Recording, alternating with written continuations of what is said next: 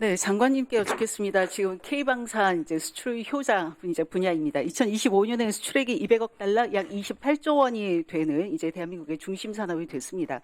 자, 그런데 이런 호황을 누리게 되면은 사실은 그 협력업체들도 같이 좀 호황을 누려야 된다라고 생각하는데 그렇지 않은 거를 많이 알고 계실 것입니다. 전반적으로 방산업계의 그 상생 협력이라고 하는 것을 생각을 해봐야 될 것 같은데요. 대표적으로 또 KDDX 차기 구축함 사업, 상생 협력이 잘 되고 있지 않습니다. 이 추진 과정에 대해서 국민들의 우려가 크고 올해 과연 업체가 선정이 될까 생각을 하고 있습니다.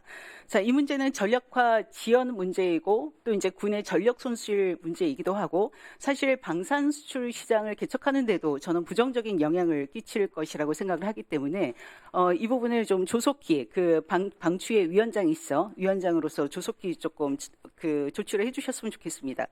자, 이 방산업계가 이제 전체 호황인데 느낌에 대기업만 호황을 누리고 있다라고 하는 생각입니다. 중견 중소기업이 지금 생태계에 같이 들어와 있는데 그 낙수 효과가 나타나지 않습니다. 그래서 저는 이 문제를 조금 지적을 하고 싶은데요. 월요일날, 화요일날 그 방산업계의 대표 기업 카이, 현대로템, 하나에어로스페이스를 방문을 해서 현장 점검을 하면서 제가 하청업체와 이익공유제와 같은 협력이 잘 이루어지고 있는지 질문을 했었습니다. 카이는 협력업체 영업이익 향상을 위해서 외주비 인상을 하거나 아니면 노후장비 신규 투자 등을 진행을 하면서 협력을 위해서 노력하겠다라고 이야기를 했는데요. 하나에어로스페이스는 아직까지 특별한 협력 방안이 없다라는 대답을 했습니다. 자, 지금 이제 K방산 빅5사 영업이익이 올해 상반기만 하더라도 2조 3천억 원입니다. 작년 상반기와 비교해서 160% 증가를 했고 그리고 작년 연간 영업이익의 80%에 벌써 이릅니다. 상반기인데도 불구하죠. 그런데 상식적으로 국민들이 생각하기에 협력업체와 이익 공유를 하지 않는다? 잘 납득하기 어려울 것입니다. 이 부분에 대해서도 신경을 쓰셔야 된다고 생각이 듭니다. 자, 방산기업 문제이니까 방위사업청장님에게 질문을 하도록 하겠습니다. 자, 이렇게 제가 말씀드렸다시피 협력 하청업체들이 같이 이익을, 호황을 누리지 못하고 있습니다. 자, 이 부분이 원인이 무엇일까 여러 가지 상황을 보니 지금 K방산 수출이 국내 사업하고 좀 다른 시스템으로 운영되고 있는 거 알고 계실 것입니다. 자, 수출의 경우에는 국내 사업과 다르게 방사청이 원가 정산을 하지 않고 그래서 체계 업체가 독자적으로 납품 단가를 결정하고 그 납품 단가는 거의 총 가격은 더 높게 책정이 되는 경우가 많이 있습니다. 이 과정에서 방산 수출의 기업의 독자적 결정으로 단가 인하 압력이 있다라고 하는 거 들어보셨을 것입니다. 자, 이 단가 인하 압력도 발생을 하고 있고요. 그리고 최근에 그 수출국의 현지 생산 라인이 만들어지고 있지 않습니까? 자, 그렇게 되면은 이 방산 산업은 호황을 이루고 있는데 국내 중소기업에서는 좀 어렵습니다. 그 기회가, 참여할 수 있는 기회가 줄어드는 문제도 있습니다. 방산 생태계 전체를 보셔야 됩니다. 자, 하나에어로스페이스, 그 중에서 이제 단가 후려치기 의혹이 있는 것으로 알고 있습니다. 2023년에 원가혁신 TF를 구성해서 수익을 극대화하기 위해서 국내 사업 기준 하청업체의 납품 단가를 40% 인정해 주던 것을 수출 사업에서는 납품 단가를 20%만 인정하는 단가 후려치기 의혹입니다.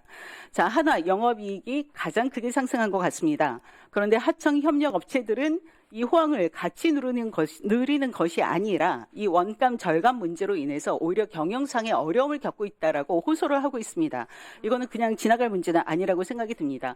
방위산업 특수성이 있지 않습니까? 지금 무기 연구개발도 정부 돈으로 하고 수출 지원도 정부가 해주고 이렇게 전 영역에 국가가 예산을 투입하는 사실은 방산 같은 경우에는 국가기관 사업이라고 볼 수도 있는데 이런 산업일수록 사실은 협력업체하고의 상생이라고 하는 것은 굉장히 중요한 부분입니다.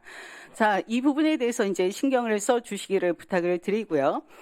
그래서 저는 이런 제안을 좀 하고 싶습니다. 방사청에서 경쟁 계약을 하는 경우가 많이 있죠. 그럴 때 평가 항목에 기술 평가라고 하는 부분도 있습니다만 이렇게 상생 협력이나 이익 공유나 이런 것들을 포함한 ESG 항목을 추가로 평가 기준에 포함시켜서 하면은 어떨까라고 제안을 하게 됩니다. 자, 그렇게 되면은 이 물량을 수주하기 위해서 ESG, 상생협력, 이익공유를 위해서 더 노력하지 않을까라고 생각이 듭니다. 자, 이 부분에 대해서 고려를 해주신다면은 방산 생태계가 또 선순환 구조를 갖는데 바람직하다라고 저는 생각합니다. 검토해 주시기 바랍니다. 예, 알겠습니다. 자, 장관님한테 다시 그 질문을 드리겠습니다. 성일 전 국방부 자원관리실장님 계시죠? 네, 어디서 근무하는지 혹시 아십니까? 네, 그분이 지금 하나 에어로스페이스 중동 아프리카 메나 총괄법인 사장으로 계십니다. 네. 자, 성일 전 실장님은 방사청 기반전력사업본부장 출신이고 국방부의 자원관리실장이기 때문에 우리나라에서 군수 전력 정책을 총괄하는 그런 역할을 하셨고 인재이다라고 하는 것도 제가 듣고 있습니다. 자, 그런데 이분이 국내 방산기업 또는 방산기업 해외 지사로 갔다면 당연히 공직자윤리법 적용으로 취업 제한 대상에 포함됩니다. 자, 그런데 이분이 해외 지사가 아니고 해외 법인이기 때문에 하나 에어로스페이스가 이 부분을 그 해외 법인으로 설립을 했고 물론 그 국가의 요청이 있었습니다만은 그렇기 때문에 사실은 법의 사각지대에 놓여져 있고 그래서 취업 대상 제한 대상 기관에 포함되지 않습니다. 이분이 6개월 만에 해외 법인 대표로 영입이 됐습니다. 그런데 법적으로는 문제는 없지만 도의적으로는 문제 있는 거 아니겠습니까? 자, 서욱 전 국방부 장관님 3년 시효가 지났는데도 불구하고 하나 에어로스페이스 상근 고문으로 가셨을 때 방산업계에서 많은 우려를 하셨습니다. 그런데 이분은 6개월 만에 이동을 하셨습니다. 납득하기 어렵습니다. 말씀드렸다시피 이 하나 법인은 그 하나 에어로스페이스 메나 법인은 하나 에어로스페이스가 100% 지분을 갖고 있는 것입니다. 자, 공직자윤리법 퇴직 공직자가 업무 관련성이 있는 기관이나 기업에 취한하는 것을 3년간 제한하는 법입니다. 이 취지에 부합하지 않습니다. 자, 그래서 제가 부탁을 드리고 싶은 것은 조금 실질적으로 법의 사각지대가 있어서는 안 되기 때문에 이렇게 실질적으로 해외 지사 역할을 하는 해외 법인 같은 경우에는 취업 제한에 저는 포함시켜야 된다라고 생각이 들거든요. 자, 이 부분에 대해서도 그 인사혁신처하고 또 방사청하고 협의를 하셔서 좀 검토를 해주시기 바라겠습니다.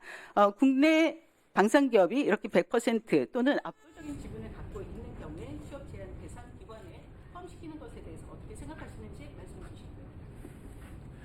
네, 법에는 뭐 큰 하자가 없는 것은 맞습니다만은 여러 가지를 고려해서 한번 검토해 보도록 하겠습니다. 다만 이제 우리 현역 군인들이 제대를 하고 나면은 제2의 삶을 살기가 상당히 막막한 경우가 많습니다. 특히 군에서 기본적으로 취득한 전문 분야에 대해서 국가를 위해서 재활용도 해야 되고 여러 가지 방산에 대해서 기여를 해야 되는데 그런 측면과 또 상당히 충돌되는 그 면이 있기 때문에 여러 가지를 고려해서 검토해 보도록 하겠습니다. 네, 백선 의원님 수고하셨습니다. 다음은 김병기 대표님 질의하시기 바랍니다.